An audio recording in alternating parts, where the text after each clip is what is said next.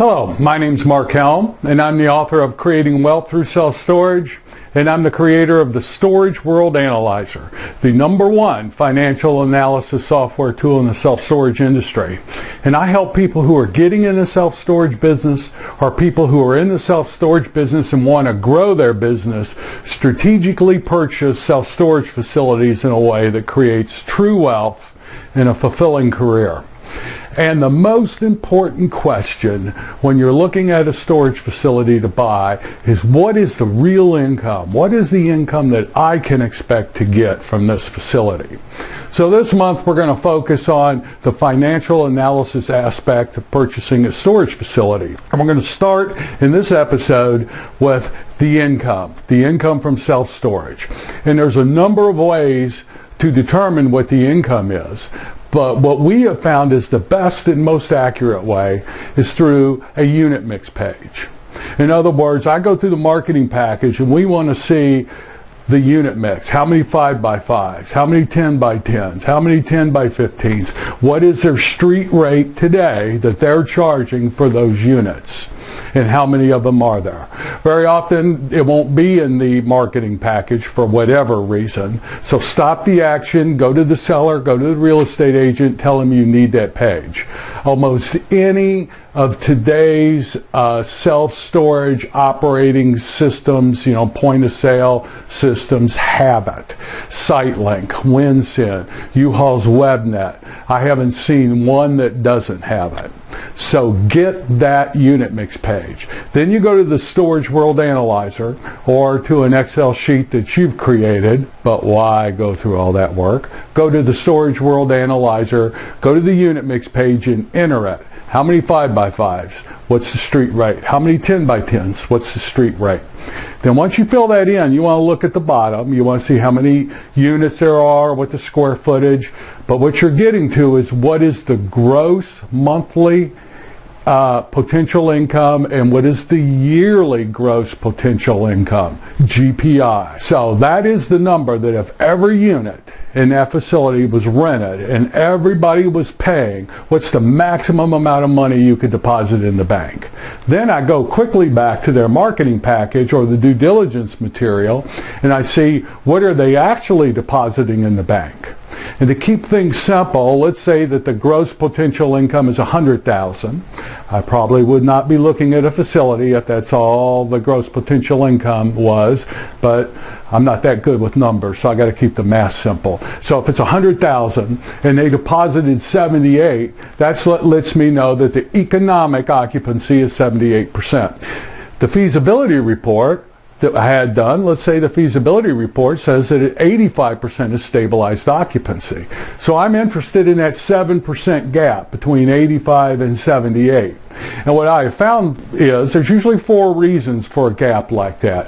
One is their occupancy's low. They're not leasing up effectively. They don't have effective marketing, website, so on. Effective managers, whatever the reason, they're just not up with the rest of the sub-market on their occupancy.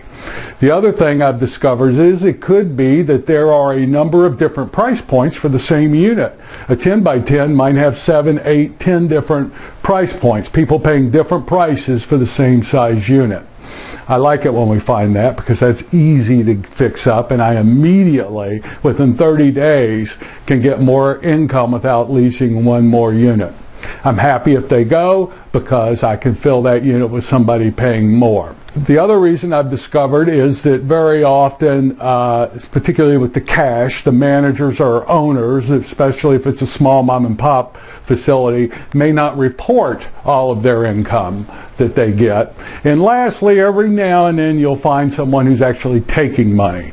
But usually it's a combination of the first couple of things that I mentioned. Low occupancy, not effective marketing, different price points, and very often they don't have good collection processes where they're collecting money, or somebody goes in default and the unit stays occupied but unpaying for long periods of time.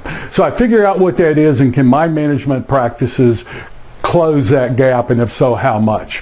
However, in today's market, you'll very often see the other end. In other words, the stabilized occupancy says it's 85%, but when I look at what's getting deposited, it's more like 93, 94, 95%, way above stabilized occupancy.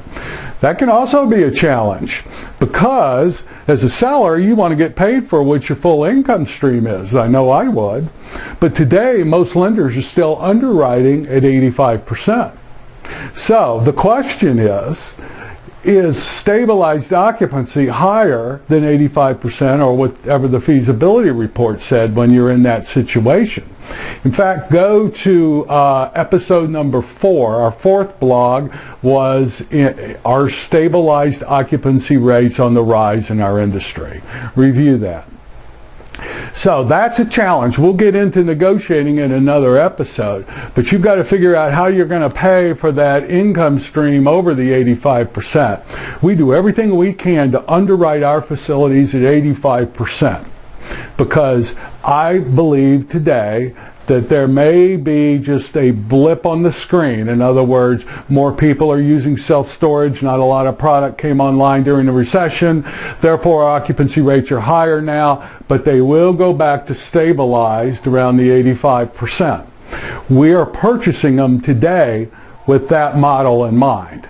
And here's the good news. If I'm wrong, I've still created wealth for myself. In other words, if stabilized occupancy are higher than 85 and I bought it at 85%, I've made money. Good way to be wrong. My name is Mark Helm, and I'm the author of Creating Wealth Through Self-Storage, and I'm the creator of the Storage World Analyzer, which really is a fantastic financial analysis software tool for the storage industry. Please check it out at creatingwealththroughselfstorage.com. There's some great training videos today on how to buy self-storage in today's competitive market. And if you've read the book Creating Wealth Through Self-Storage, I have a request. Leave a book review. It helps other people find the book.